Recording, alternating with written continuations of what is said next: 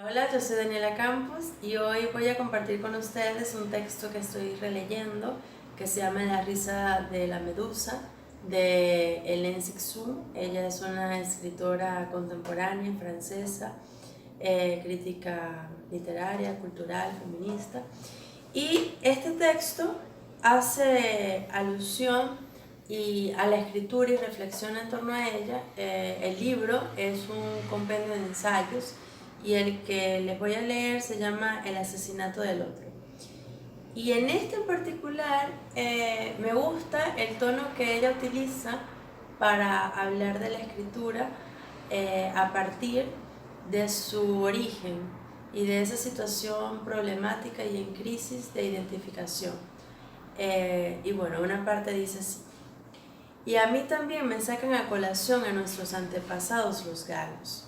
Pero yo nací en Argelia y mis antepasados vivieron en España, en Marruecos, en Austria, en Hungría, en Checoslovaquia, en Alemania, y mis hermanos de nacimiento son árabes. Así pues, ¿dónde estamos en la historia?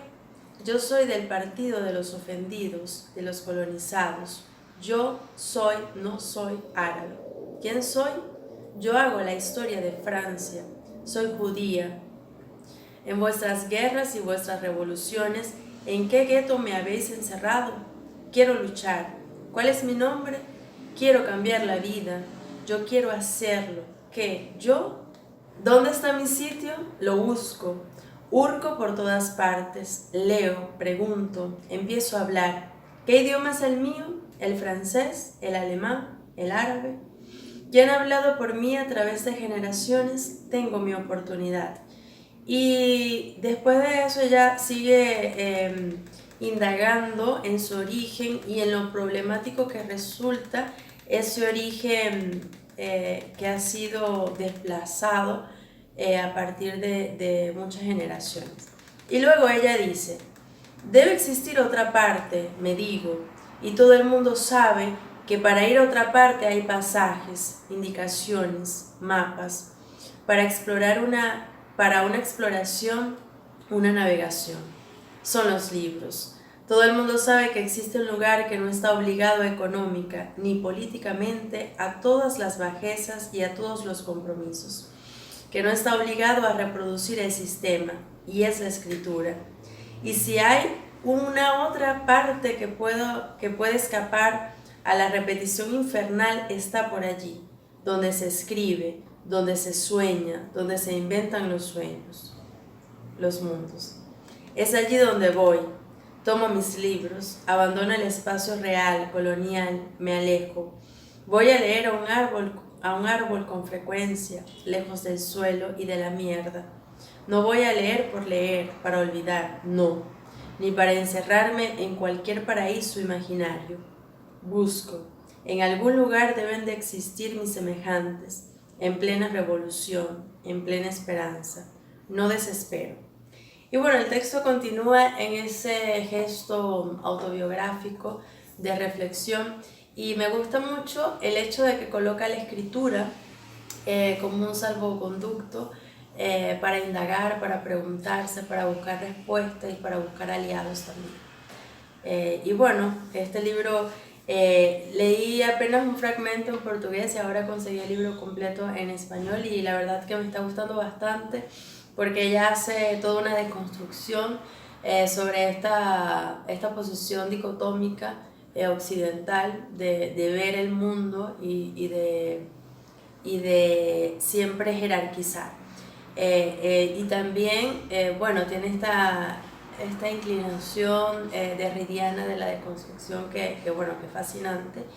Y también hace una lectura en estos textos clásicos griegos y me gusta mucho porque ella se va colocando al lado de estos personajes y los va descartando y se va identificando con una u otra característica de alguno de ellos y va a reflexionar mucho también sobre la cuestión del género.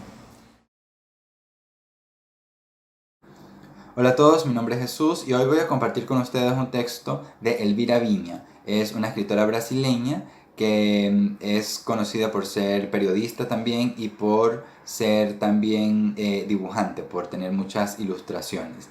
Ella murió en el 2017 y en el 2018 salió un libro que se llama Kafkianas. Y bueno, este texto que les voy a leer se llama Odradek. Y lo leo porque, bueno, tiene una conexión con el texto que leí antes del especial de Navidad. Se llama así, Odradek, te la llevas bien con tu padre. Comienzo. Te la llevas bien con tu papá. Crees que él te ama, gran padre, siempre ahí para ayudar.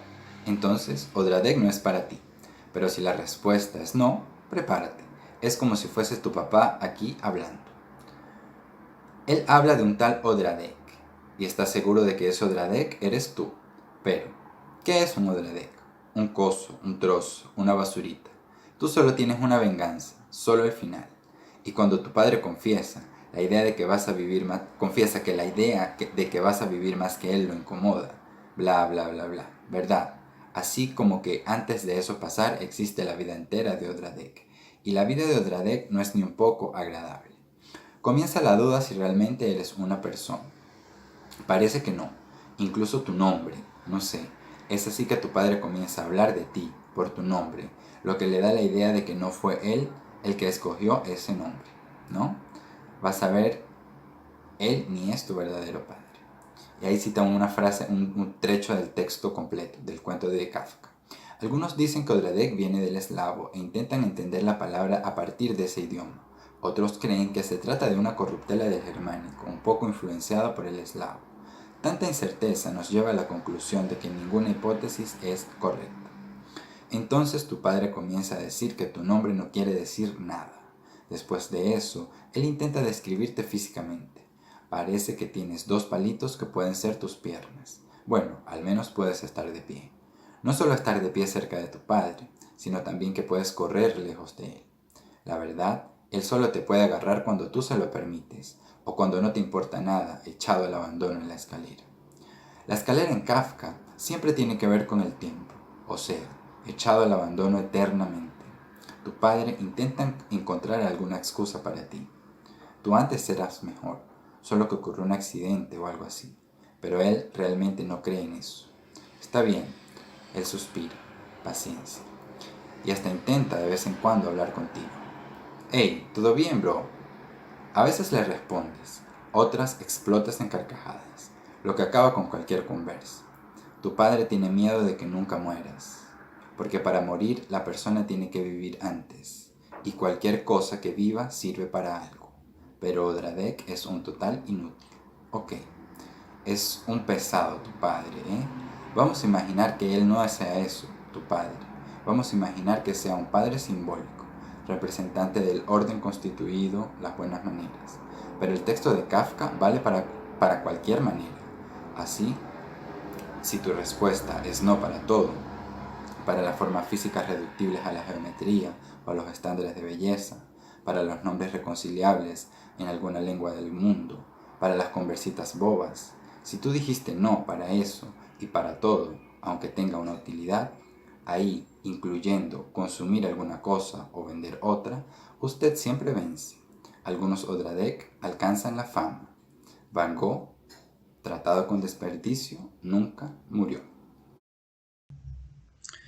Bueno, este texto me pareció sumamente interesante por el ingenio de Elvira Viña de articular no solo imagen y texto, sino de articular una obra de Van Gogh con un texto de Kafka, ¿no? Y bueno, lo que más me resulta interesante es la idea, que la voy a decir con una cita de Nélida Piñón, de que solo los artistas prorrogan la existencia, ¿no? Que es, digamos, a donde apunta el cuento, a donde apunta el relato. Bueno, eso era todo lo que quería compartir con ustedes. Espero les guste y bueno, se animen a buscar un poco más sobre Elvira Viña. Hace muchos años, cuando eventualmente iba a la ciudad, pasaba frente a ese enorme edificio que rodeado de árboles parecía un oasis misterioso. Y yo, que ya había aprendido a leer, divisaba a lo lejos aquellas palabras escritas en grande: Biblioteca Pública. Entonces, cuando volví al pueblo, A la casa, en donde por ser pobres había pocos libros, mi abuela aliviaba las carencias, contándome todos los cuentos que conseguía recordar. Fueron pasando los años y cuando terminé mis estudios de bachillerato, llegó el momento de escoger un oficio. Mi abuela, que siempre quiso ser maestra, me dijo: estudie, mija, estudie, vaya para la universidad, yo la apoyo. Y así fue como pasé a vivir en la ciudad para estudiar y convertirme en profesora. Me gustaba mi nueva vida, la carrera que había elegido, mis nuevos amigos. Sin embargo, en mi pecho había una nostalgia. Por eso, de vez en cuando, regresaba al pueblo, solo para ver a mi abuela y escuchar sus historias. Y ahora yo también tenía historias que contarle. Como a ella también le gustaba leer, me dijo que le llevase libros que tuviesen letras grandes, porque sus ojos ya no eran los mismos de cuando joven. Pensando en eso, fui a la biblioteca pública, esa que en mis días de infancia solo había visto desde lejos. Cuando entré, largas filas de libros formaban un camino que parecía infinito. Organizados por géneros y por orden alfabético, uno podría abstraerse por horas viajando entre aquellos títulos. Concentrada en mi búsqueda, fui sorprendida por una mano que tocó mi hombro. Era el bibliotecario, un hombre un poco mayor que me preguntó qué estaba buscando. Le dije: libros con letras grandes. Y él, que era un poco amargado, me dijo que ese no era un criterio. Cuentos, novelas, poemas, esos son los géneros, me dijo exaltado. Yo le respondí con algo de miedo que cuentos estaba bien, y él me dijo que lo siguiera, y eso hice. Pero a pesar de que aquel hombre era viejo y sus piernas eran delgadas, sus pasos eran ágiles y era difícil seguirlo. Sin querer, me vi sola en aquellos pasillos y no supe a dónde él se había ido. Aproveché para recorrer los estantes, hojear las páginas de aquellos libros de los que solo había escuchado hablar y que pensé que jamás llegaría a leer, pero ahora estaban allí en un abundante paraíso, repleto de miles de historias que años atrás hombres y mujeres habían escrito y que ahora estaban todos a mi disposición.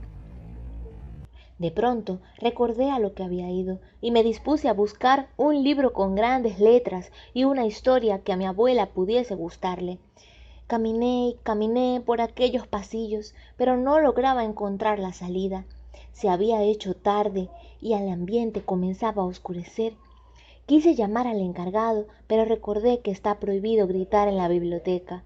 Y también sentí vergüenza por haberme perdido. Entonces pensé que solo debía calmarme y que en cualquier momento saldría de aquel laberinto. Sin embargo, a lo lejos escuché una puerta cerrarse y un gran candado hacer clac.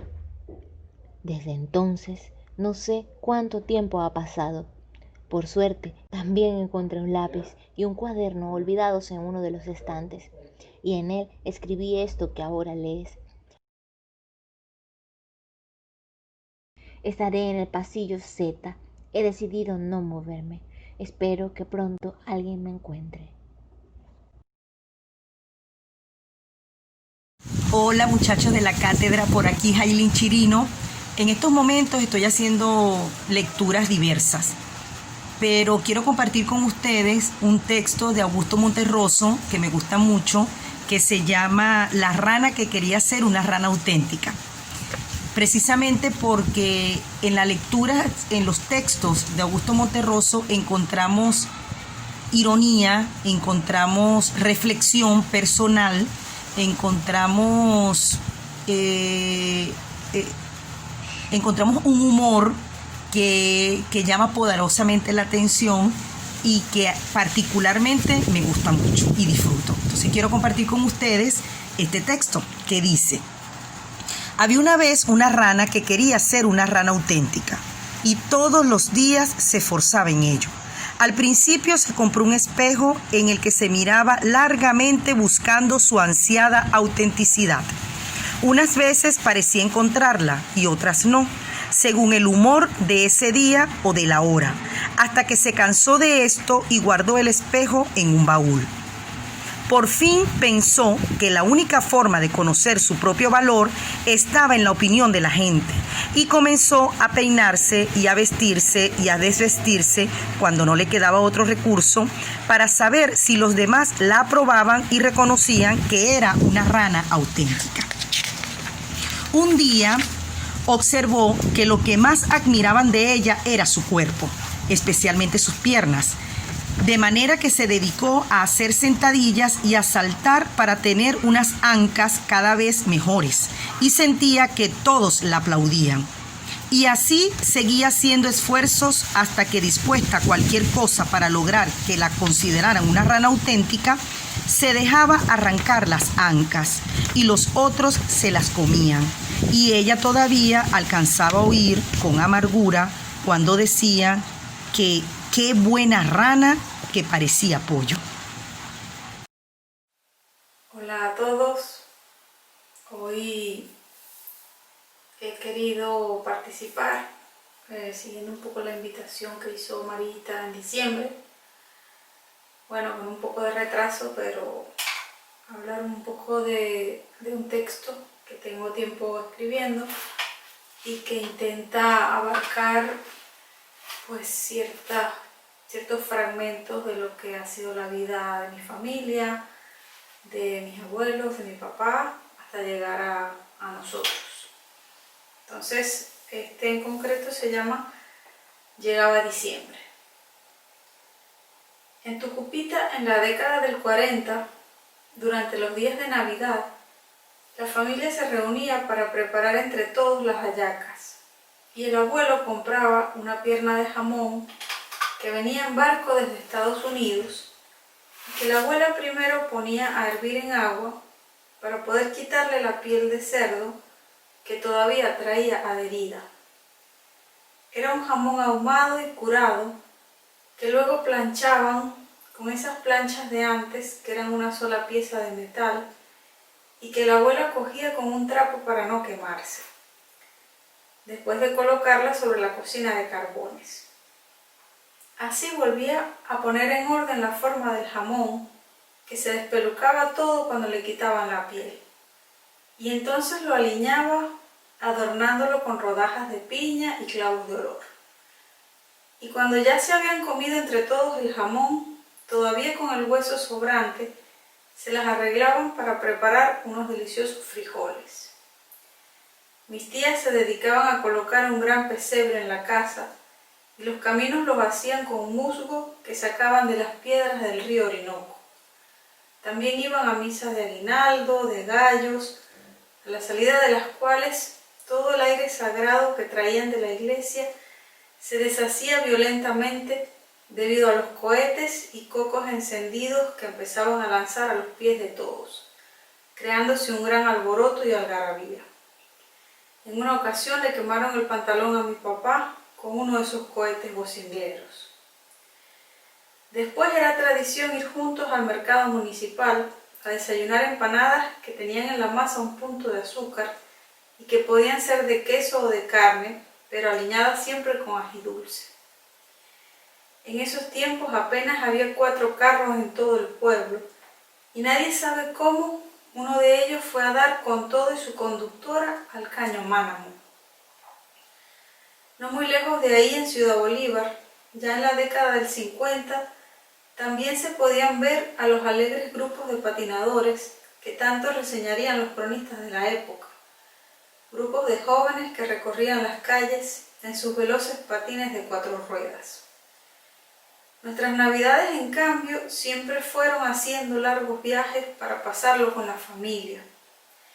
Ese día del viaje madrugábamos y todavía oscuros salíamos, mis hermanos y yo, nos organizábamos en la parte de atrás del carro, donde cada uno se adueñaba de un lugar para seguir durmiendo. A veces nos tocaba el asiento, otro se acomodaba sus mantas y almohadas en el suelo, y el tercero se ubicaba en el espacio más alto junto a la ventanilla trasera del carro. Así pasábamos algunas horas durmiendo, porque el sonido rutinario del carro en movimiento nos arrullaba a las 1000 maravillas. y solo cuando el carro se detenía volvíamos a despertar. Ante nuestros ojos iba cambiando el paisaje progresivamente, porque hacia el centro del país la vegetación se hacía más abundante y húmeda. Dependiendo de si íbamos a ver a la familia paterna o materna, el viaje era de un día o de 2. Cada año en vacaciones y en diciembre hacíamos esos largos viajes para reencontrarnos con abuelos, primos y tíos. Diciembre era estrenos, regalos, mi papá que llegaba alegre de la casa de mi tío, luego de tomarse juntos varias botellas de leche de burra. Porque es que así eran esos días, que pasaban entre conversas, comilonas y risas. Eran días en los que no cuestionábamos el bloque de certezas que componía nuestras vidas. Los adultos y los niños nos desplazábamos por ámbitos muy precisos y claros, y no pensábamos que nuestras vidas fuesen nada especial. Simplemente éramos como siempre habían sido y nada más. Hola chicos, ¿cómo están? Bueno, yo continué leyendo la novela de Ana Lucía Portela, ya la voy terminando. Es una novela, como les comenté, muy ágil, muy rápido de leer. Yo me he tardado porque no he tenido mucho tiempo para leer. Y bueno, la narradora cada vez es más divertida, cada vez más graciosa. Aparecen personajes súper excéntricos que hacen de la novela un recuento de episodios muy cotidianos de la vida de La Habana en los años 70 y también en los años 90, que la novela transcurre como en esos dos tiempos. Y bueno, como les digo, son episodios muy cotidianos, no hay una trama así demasiado trascendental, sino que la muchacha va contando cosas acerca de sus amigos, básicamente, y de su amiga que está escribiendo una novela, que también habla de la novela. Y uno de los personajes es un muchacho gay a quien su papá botó de su casa. Su papá es un militar, su papá botó de su casa porque estaba avergonzado, y él fue acogido por unas amigas. Esas amigas, bueno, hacían muchas fiestas en su casa y en fin, y le llegó el chisme al papá de que Sebastián, este muchacho gay, estaba rodeado de mujeres que vivían la vida loca. Entonces él fue a corroborarlo y tuvo una conversación con Sebastián, tuvo un encuentro con su hijo. Les voy a leer esa partecita. El brigadier no le dio tiempo a decidirse. Con un mohín de asco apreció por unos instantes el lamentable espectáculo que ofrecía su hijo. Mejor dicho, el hijo del carnicero de la esquina. Bueno, porque cuando se enteró que él era gay dijo, seguro mi mujer me metió cachos, o sea, no puede ser hijo mío. Entonces dijo, debe ser del carnicero. Ocultándose tembloroso detrás de una muchacha, y le ordenó bajar. Sí, bajar de inmediato y montarse en el carro, porque tendrían una conversación muy seria, de hombre a hombre, bueno, más bien de hombre mamarracho. Dio media vuelta y se fue, cual autómata al que hubiesen dado cuerda. Sebastián apartó a Marilú y siguió al brigadier. La gofia y Marilú son sus amigas. Tuvo que sujetar a la pequeña para que ella a su vez no siguiera al autómata. Es su padre, vieja, es su padre. Tú no te puedes meter en eso. En el jaleo se le estropeó la pintura negra con brillitos. ¡Qué tragedia! Un par de horas después, Sebastián regresó de lo más contento.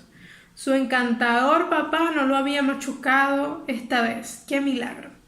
Aún no podía creerlo, pero sí, la conversación de hombre mamarracho, más que seria, resultó trascendental, definitiva, un éxito rotundo. Al brigadier le importaba un huevo la vida privada de Sebastián, no quería saber nada, le daba igual que fuese marico, chulo o cosmonauta. Pero eso sí, nada de habitar en aquel barrio entre tantos malos elementos. Había que cuidar las apariencias, proteger la imagen pública o, un suspiro del brigadier, lo que de ella quedase.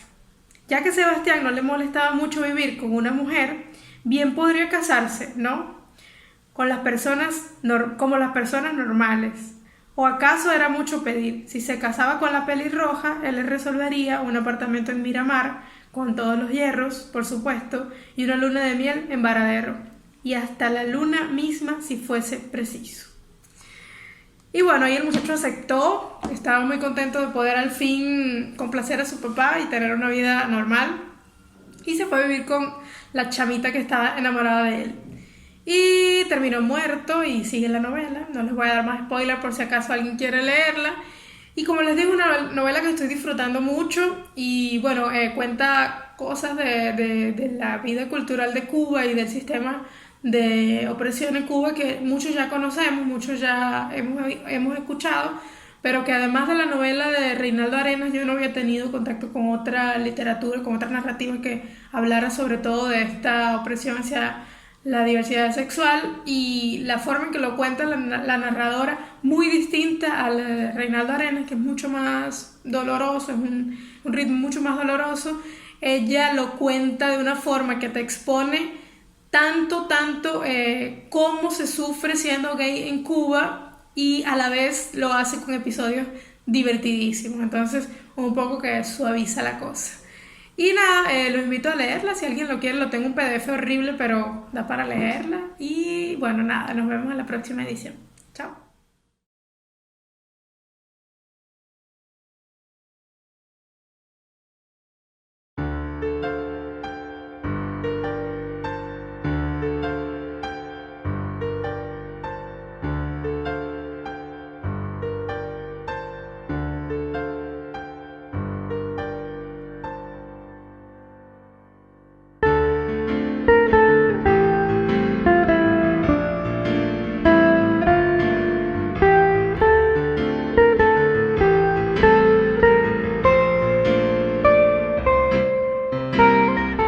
Sé que el invierno está aquí, detrás de esa puerta.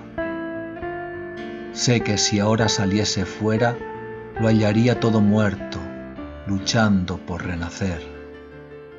Nada en orden, todo roto, a punto de ya no ser. Pero toco la alegría, porque aunque todo esté muerto, yo aún estoy vivo, y lo sé.